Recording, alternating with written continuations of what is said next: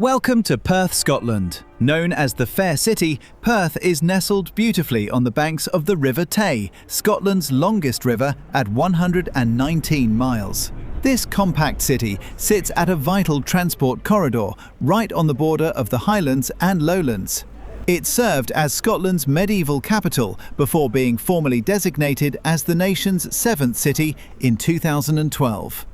The bronze statue we saw a moment ago is Catherine Glover, the fictional character from Sir Walter Scott's 1828 novel, The Fair Maid of Perth. Scott was a titan of Scottish literature, who effectively pioneered the historical novel genre. His style transformed the way we view the past by masterfully weaving fictional romance and localized characters into real, tumultuous conflicts of the late 14th century. His work revolutionized storytelling. Food lovers should seek out local, ingredient-led dining experiences like the Northport restaurant, a Michelin-listed gem tucked inside an 18th century sailor's cottage that serves seasonal, foraged Scottish cuisine. Or Café Taboo, an award-winning French-style bistro showcasing premium local produce in the city's vibrant cafe quarter.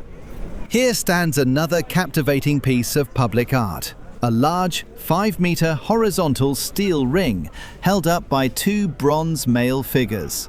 Entitled "Nay Days Say Dark, No Day So Dark," this 1992 installation was directly inspired by local Perth poet William Souter.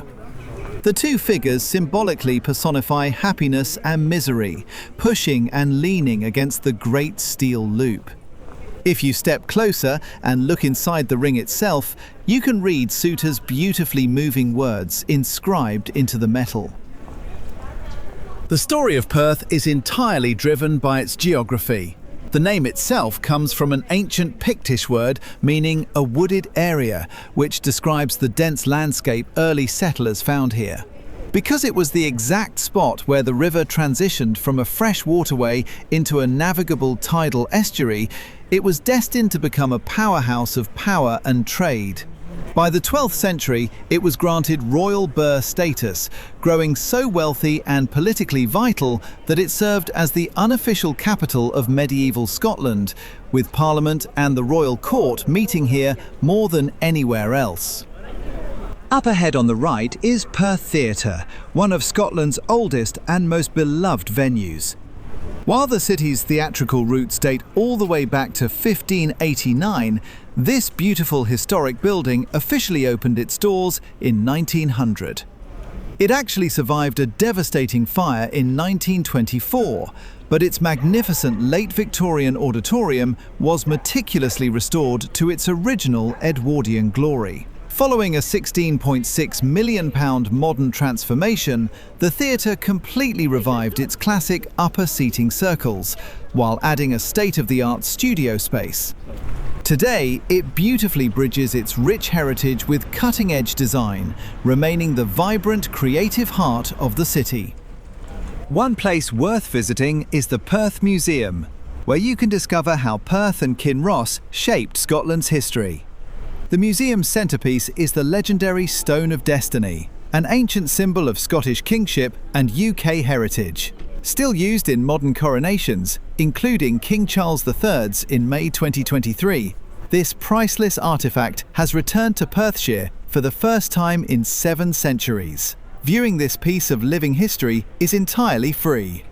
As you wander through the modern city centre, keep an eye out for Perth's historic Vennels, a network of narrow pedestrian alleyways branching off the main shopping streets. Derived from an old French word for a small lane or passage, these pathways have preserved Perth's medieval town layout, historically acting as vital paths for local craftsmen and trade guilds. Today, these charming cobblestone shortcuts offer a fascinating architectural step back into the 1300s. The building at the end of the street is St Paul's Church, an architectural landmark finished in 1807.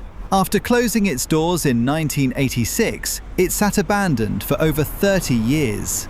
That all changed when a massive £2.2 million project stripped away the decaying roof and reimagined the interior. Reopened in the summer of 2021, this stunning, roofless monument has been given a second life as a vibrant outdoor venue for live performances and local markets. We're now at the eastern side of the River Tay. Historical records show that Perth was established here because it was the lowest point where the massive river could safely be bridged.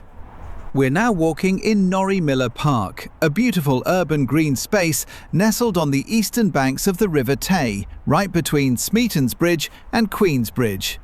Gifted to the citizens of Perth in 1971, this scenic riverside walk serves as a vibrant, natural canvas for the River Tay Public Art Trail. As you wander along the paths, you'll spot a collection of striking sculptures from local and national artists that seamlessly merge nature with modern culture. While it's a peaceful sanctuary for local wildlife like otters and kingfishers by day, the park is also equipped with a state-of-the-art architectural lighting system, completely transforming the tunnels, water features and art installations into a stunning cityscape of light after the sun goes down. While the River Severn might win on length, the River Tay is the undisputed heavyweight of the UK when it comes to sheer volume. It pours an immense average of nearly 200 cubic meters of water into the sea every single second. Its massive catchment basin spans 2,000 square miles, effectively draining about 10% of Scotland's entire landmass. The Tay is internationally legendary for Atlantic salmon fishing, holding a British record that has stood unbroken for over a century. In October 1922, a local World War I nurse named Miss Georgina Ballentine landed a colossal 64-pound monster right here. She battled the fish for over 2 hours in the pooling darkness, a heroic feat that cemented her place in angling history. Perth's central location makes it the ultimate base camp for exploring central Scotland, with the train and bus stations sitting just a 5-minute stroll from the high street. Just 2 miles north of the city centre lies Scone Palace, the ancient capital of the Pictish kingdom and the historic crowning site of 42 Scottish monarchs. Hop on a train heading further north, and in just 15 minutes you can be exploring the romantic riverside ruins of Dunkeld Cathedral, or stay on the line for 30 minutes to reach the vibrant Victorian resort town of Pitlochry. A short drive northwest leads to Aberfeldy and the shores of Loch Tay, where you can step back in time at the newly rebuilt Scottish Cranach Centre.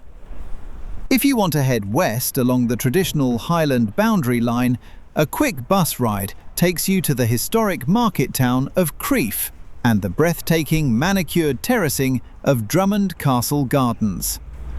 Or you can travel east to the coast, where a 20-minute train journey brings you straight into the heart of Dundee, a completely reimagined waterfront hub boasting the striking modern architecture of the V&A Museum. Thanks for watching this walk and talk experience in Perth. Please subscribe if you want to see more.